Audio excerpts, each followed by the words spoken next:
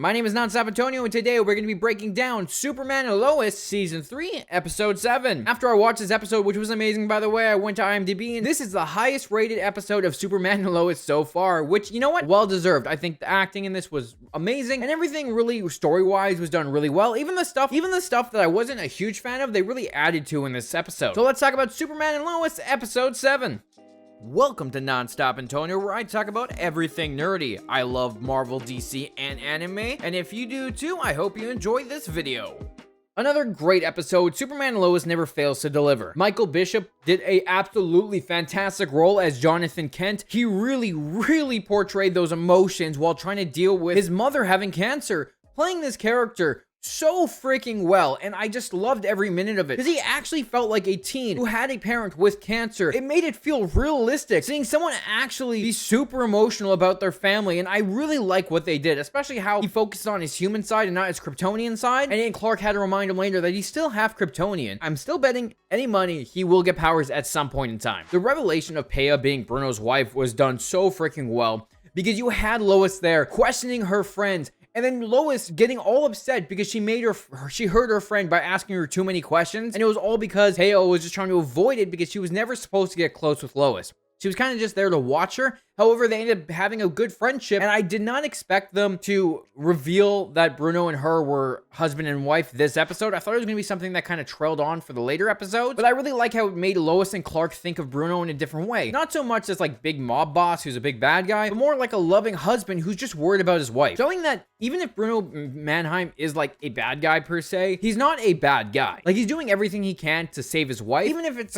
at the cost of other people's. Like, that's not what a hero does. So let's break down this episode because I was freaking right about Matteo. Well, I was right and I was also wrong because there were a couple of things I theorized that didn't seem true at all by the end of the episode. So let's jump into each story. We'll start with Lana and Sarah's story because I feel like I've been saying I didn't really care about the Chrissy and Kyle story, but I really like what they did this episode with it because I hadn't realized that Sarah found out about Chrissy. I thought it was just Lana that figured it all out, unless I'm dumb and just don't remember from last episode. But I thought it was really interesting how Chrissy ran into Lana and literally told Lana that she wasn't seeing Kyle prior to their divorce and was really worried about Lana thinking that way. And then having Sarah turn around and being rude to Chrissy because Chrissy is sleeping with her father is a very interesting dynamic because you have this kid whose parents are divorced, and seeing your parents start dating other people is very hard, and I think they portrayed that really well. Having this weird, awkward dynamic going on because their father's already kind of moved on while Lana's still kind of sitting in the present. I still think that she's probably going to get with John Henry Irons because it is a comic book thing, and they've been kind of teasing it as these episodes have gone on. But I like how this episode really shows how Sarah has grown through the last 3 seasons because she didn't like Chrissy. She didn't like the fact that Chrissy walked into her dad's apartment with her there,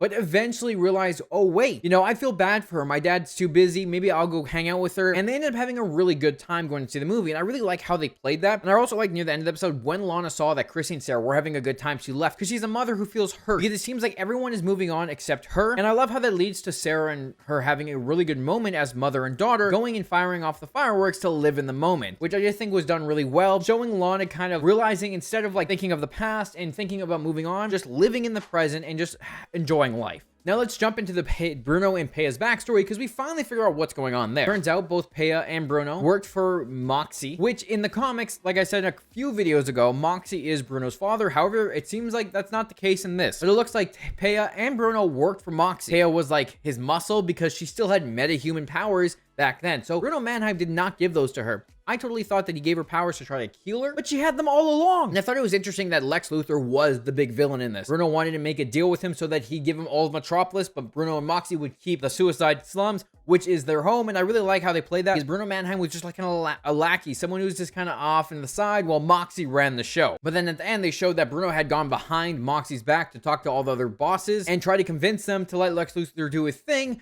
So Moxie killed them all with Peia because she has powers back then too because she was his muscle for hire. However, Peia wouldn't kill Bruno because they're in love and turned around and killed Moxie. So that's how Bruno took charge of Intergang, which I thought it was interesting setting it up, showing that they really love each other, they're husband and wife, and they've cared for each other for a very, very long time. Now let's move on to the Kent family. We'll talk about the Bruno and Peia stuff with Clark and Lois a little bit later. I want to get to that near the end because I feel like that fits nicely with all the ending stuff as well. So with the Kent family story stuff, I like how they had the boys trying to deal with their mother's cancer diagnosis because Lois has been getting worse and they're really worried about her, so they go to the Fortress of Solitude. And I like how they play this because I've been wondering why the hell didn't Clark go to the fortress this entire time? Like, come on, Kryptonian tech could probably save Lois. And it turns out Laura told the boys that Lois probably wouldn't survive any of the Kryptonian tech because she's human, her body wouldn't be able to withstand it, which I think is interesting to why Clark wouldn't risk his wife's life, because she does have a chance with chemo, and I really like how they explained it later, because it led to like a really big confrontation with the family after the boys found the will and the letters of saying goodbye, and it led to Michael Bishop doing an amazing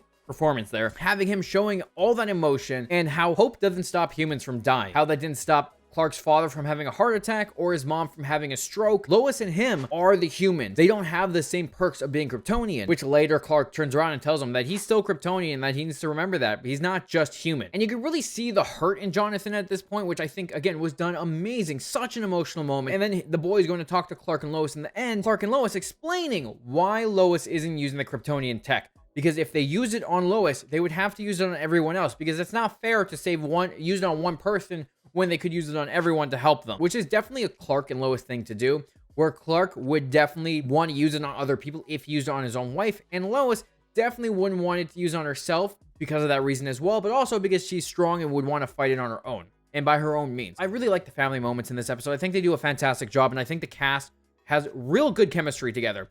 Now let's go to the Peia, Bruno, and Lois and Clark stuff, because this is where stuff really got interesting, because of how Peia was getting mad at Lois for asking all these questions about her and Bruno Mannheim, because obviously she's trying to avoid the fact that he is her husband. And I like how this made Lois question her instincts, because she feels like she can't trust him anymore because of the chemo, because she's making her friend sad. She's like, I shouldn't be questioning my friend. This is someone who cares about me and I care about them. However, it's really ironic. Her instincts were still right. However, because of the chemo, she was questioning herself, which I think was an interesting irony there, because she was right on the ball. Peia definitely had stuff to do with Bruno Mannheim, but Lois just doubted herself because of the chemo. And I like how that leads to Clark going to Bruno to get answers, and then Bruno really being defensive about cancer, because even Clark was like, this cancer facility doesn't make any profit. All your other stuff makes profit except this, which leads to Clark to kind of realize, oh shit, you have someone you care about that has cancer. Because even Bruno was saying, how far would you go to protect Lois? Really projecting how he feels about saving Peia, because Clark would do anything to save his wife. However, Bruno is doing literally whatever he can to save his wife, hurting a couple people to save millions. Like, that's his whole idea, thinking of the bigger picture rather than the smaller stuff. Like, oh yeah, 1 or 2 people could die, but we could save millions, and that's probably more worth it, which shows that Bruno Mannheim might not be completely evil, but he's also not morally right. And I like how this ends up leading to Bruno going to see Peia, Lois finally realizing the truth, while Peia's also admitting to what she's been doing and who she is. And I really like how they did it, because they're like, oh, this was never supposed to happen, we were never supposed to become friends,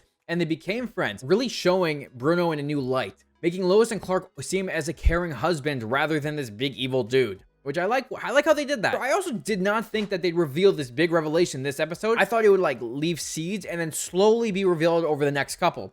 But they got right into it, and I like how they dealt with it. Bruno Mannheim also might not be the big bad this season. He might do some sketchy shit, but I think Lex Luthor might end up being the big bad, because he is coming. They did drop a trailer for him, and I'm actually kind of surprised they didn't tease him this episode.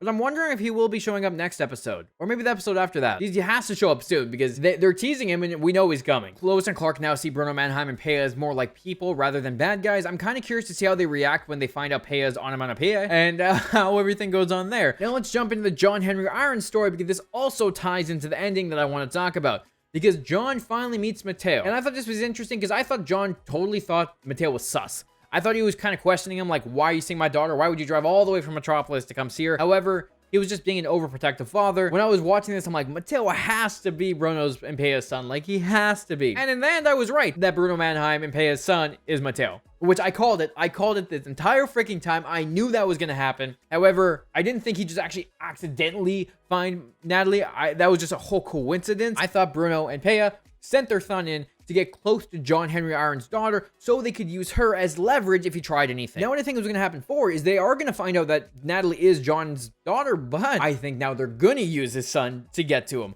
because now that they know. And I'm really interested to see how John's reaction is going to be when he finds out that Matteo is Bruno's son. I feel like it's going to bring up a huge conflict. He's not going to trust Matteo at all now, and I feel like he's going to question him and also try to warn Natalie, be like, no, that's dating the dude that killed the me of this earth. So I'm interested to see how they play that, because I think it's going to add a lot of drama. What did you think of this episode? What was your favorite story from this episode? And what do you think is going to happen next? Do you think Bruno is going to use his son Matteo to get to John Henry Irons and kind of control his daughter so he can use that as blackmail? Or do you think the kid's gonna learn about his parents and kind of stay away? Let me know down in the comments. I hope you enjoyed this video. Hit the like button, hit the subscribe button. It helps out the channel a lot. And if you want to see my other DC breakdowns, right now we're doing the Flash and Titans on top of this show, you can check the description down below for that. Thanks for watching, and I'll talk to you later.